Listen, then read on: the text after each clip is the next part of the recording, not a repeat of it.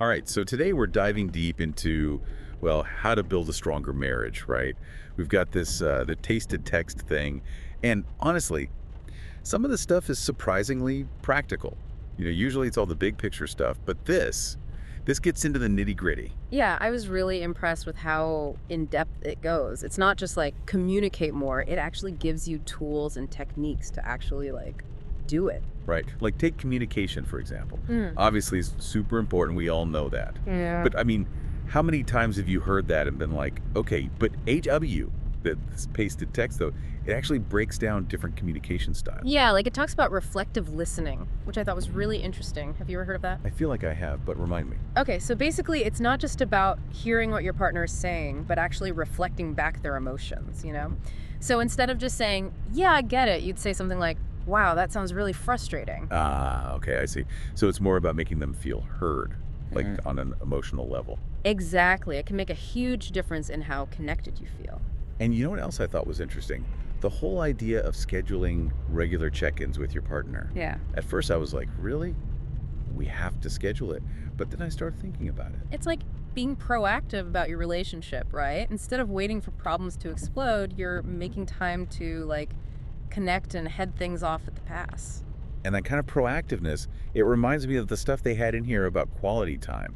It's not just go on date nights, which, okay, we all know that's important, but It's about finding those little moments of connection throughout the day, right? yes, like putting down the phones and actually just being present with each other.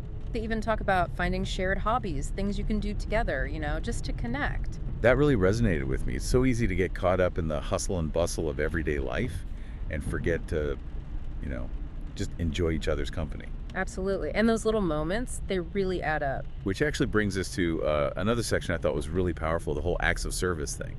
I don't know about you, but I sometimes forget how much those little things can mean. Yeah, me too.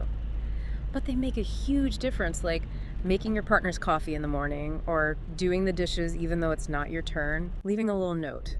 Right. Like it doesn't have to be some grand gesture. Yeah. It's about showing that you care, that you're thinking about them. And it makes them feel appreciated, which is so important in a relationship. And speaking of feeling appreciated, let's talk about intimacy. I thought it was really interesting how the pasted text approached this. It wasn't just about the physical stuff, which obviously is important, but It's about that deeper connection, right? That emotional intimacy. exactly. It's about feeling safe and vulnerable with each other, being able to communicate openly. Hmm. I mean, wouldn't you agree that's a big part of it? Oh, absolutely. Without that, the physical intimacy can feel kind of empty. It's all connected, isn't it? And that feeling of safety, of trust, that's what leads to respect, which is, I think, the foundation of any strong relationship. And sometimes it's the simplest things that show respect, like saying thank you, acknowledging their feelings, celebrating their successes. Right. And it's about recognizing their worth, not taking them for granted. Yeah, and those small gestures, they can go a long way in building that foundation of respect. Okay, so we've talked about communication, quality time, intimacy, respect. Now we kind of have to address the elephant in the room, Yeah. right? Conflict. I mean, let's face it, disagreements happen in every relationship. Yeah, it's inevitable, but it's how you handle those disagreements that can make or break the relationship. That's what I liked about this source. It had some really practical advice on conflict resolution, like taking a break when things get heated. Have you ever tried that? Oh, yeah. Sometimes you just need to step away, cool down, and come back with a clearer head. Exactly. Yeah. And then there's the whole thing about using I statements. So instead of saying, you always do this, you say, I feel hurt when this happens. It takes the blame out of it. Yeah, it helps you communicate your feelings without attacking the other person. And one thing they stressed was the importance of letting go of grudges. It sounds so obvious, but it's so easy to hold on to those hurts, isn't it? It is, but honestly, it just poisons the relationship. Forgiveness is key, even if it's hard. It's about choosing the relationship over being right. Yeah, And that can be tough, but it's so worth it in the long run. absolutely. And one thing that surprised me in this pasted text was the emphasis on self-care. I feel like that doesn't get talked about enough in the context of marriage. Right. But it makes sense, doesn't it? You can't Yeah. pour from an empty cup. Exactly. And a strong marriage is made up of two strong individuals. So it's important to support each other's personal growth, encourage each other to pursue their own interests, take care of themselves.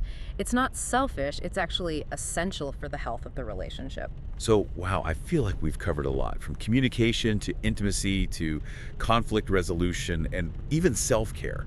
It's a lot to take in, but I think the key takeaway for me is that building a strong marriage is an ongoing process. It's about those little things, the everyday actions, but it's also about that deeper connection, that emotional intimacy and respect. It's a journey, right?